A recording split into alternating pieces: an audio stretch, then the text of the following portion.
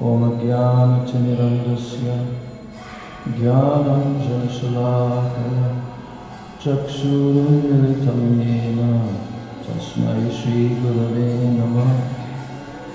Gurave Gaurachandraya Radhikaya Tadaya Krishnaya Krishna Bhaktaya Tadbhaktaya Namo Namaha. Shri Krishna Chaitanya Prabhu Nityananda Shri Advaita Gadadhara Shivasadi Gaur Bhaktivinoda.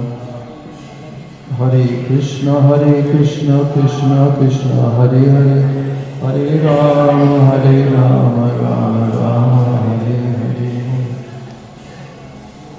First of all, I'm offering my unlimited Dandavat Pranams and my Shraddha Pushpanjali at the lotus feet of my most worshipable beloved Gurudev, Nityalila Pravishta Om Vishnupad Paramahansa Ashtatar Sata Sri Srila A.C. Bhakti Vedanta Swami Maharaj Srila Prabhupada on his divine transcendental Tirobhav Mahamahotsav Tithi in Sri Vrindavan Dham. I also offer my same unlimited Dandavat Pranams and my Shraddha Pushpanjali at the lotus feet of my most worshipable beloved Siksha Gurudevs, Nityalila Pravishta Om Vishnupad Paramahansa Ashtatar Sata Sri Srila Bhakti Rakshak Sridhar Goswami Maharaj, and Nityalila Pravishta Om Vishnupad Paramahansa Ashtatar Sata Sri Srila Bhakti Vedanta Narayan Goswami Maharaj. I offer my Dandavat Pranams to all of my Siksha Guru Varga and my Sri Sri Rupanuga Guru Varga, and I offer my Dandavat Pranams to all the glorious Vaishnavas and Vaishnavis here in this assembly, in this most auspicious day and most auspicious place. My Dandavat Pranams. So I'm looking across the audience and I'm feeling so overjoyed to see so many of my godbrothers and godsisters and senior Vaishnavas who all have so much loving moods of attachment to our Srila Prabhupada and our Srila Gurudev. And I was very inspired to hear the few words that I could catch of Srimati Vrindavan Vilasini Didi's presentation. I always appreciate her presentation so very, very much because she just goes right to the essence. She never fails to tell the essence, you know.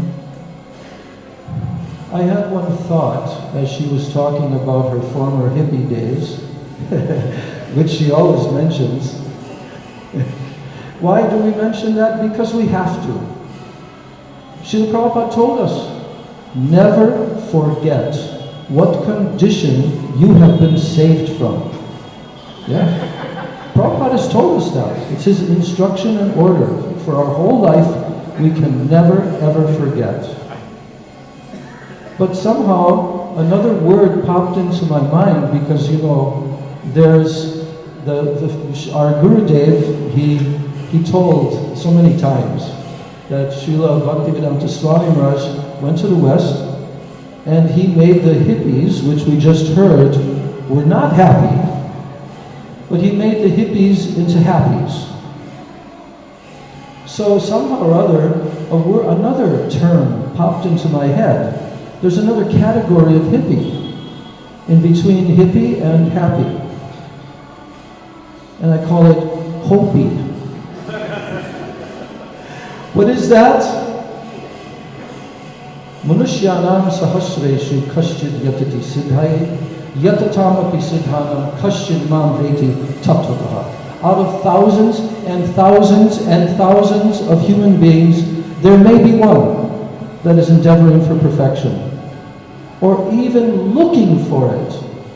And definitely, we were in a generation of searchers, no doubt about it. But there was two different categories. Some were drowning in the sense gratification, so-called, and drugs and so, but there's another category which I can see, and I immediately recognized it when I met the devotees at the rock festivals, that, oh, they're like me. They're like me.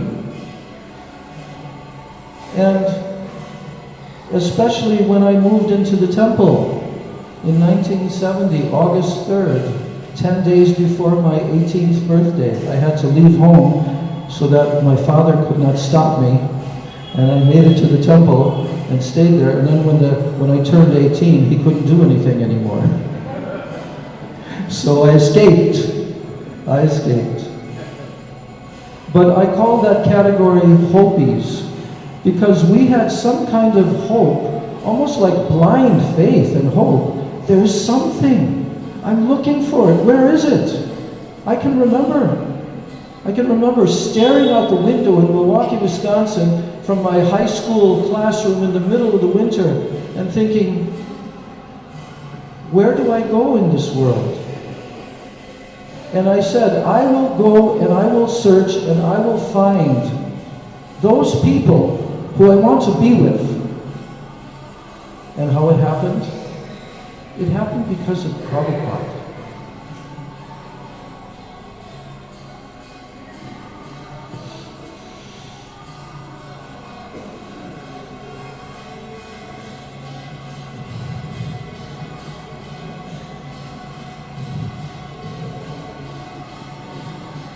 Because Krishna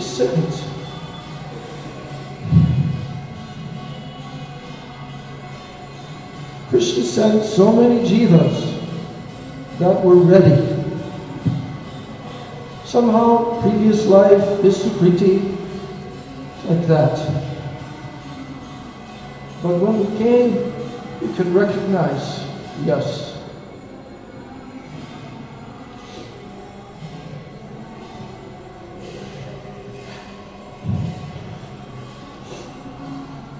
this is our home.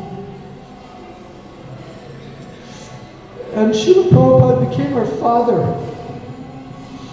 He became our father. All the devotees, they became our brothers and sisters. And it was a movement that was so powerful, because Srila Prabhupada was in the center, and he was the powerhouse, and everybody was experiencing what he was giving. And I'll never forget the moment that I saw him in Detroit in 1971. He came into the temple room on the first evening of his arrival. And we were told to sit in the temple room because we were supposed to get initiated, and they didn't want us to not have a place with the plate and the banana and so forth. So I was hearing all the devotees greeting Prabhupada outside in the vestibule and coming in. And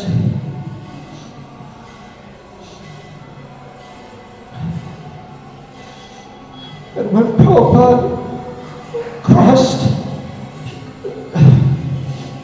crossed my vision, just like the shloka in Manasiksha, when the pure devotee comes in front of your vision. And I suddenly saw him, and I began weeping uncontrollably. And I thought, how Prabhupada came, how Prabhupada suffered so much on our behalf to come and to save us. And here he is now, this personality. So, the whole world owes an incredible debt to Srila Prabhupada. It will never be repaid. No one can ever repay it. And Srila Prabhupada had so much love for us. He had so much love for the jivas. And he sacrificed everything, every iota of his energy, right up to the very last days and moments. We saw it with our own eyes. So on this day of Prabhupada's disappearance, I'm remembering how he had so much love and affection for us, and that's what inspired us to stay on this pathway. And he sent, or rather he assigned his dear, most intimate servitor and friend, Srila Bhaktivedanta Narayan Goswami Maharaj, to again come and rescue us and to give us what Prabhupada wanted to give but didn't have the time. So we don't know our inestimable good fortune. There's no way for us to understand that. But we have this opportunity on this day to hear Prabhupada's glories from the mouths of the devotees who directly met him, experienced him, and experienced their life being changed forever by him. So I offer my unlimited Dandavat pranams at his divine, transcendental, beautiful lotus feet. And I pray at his lotus feet that one day I can actually please him, and I can actually come to the standard that he really wanted to give us, and he gave us through his associate, Srila Bhaktivedanta Narayan Maharaj, also Srila Bhakti Rakshak Sridhar Maharaj. I never heard the term Radha Dasyam until I heard it from Srila Bhakti Rakshak Sridhar Maharaj. So in this way, our beloved Srila Prabhupada left personalities to also help us, and it will continue to go on into the future, lifetime after lifetime.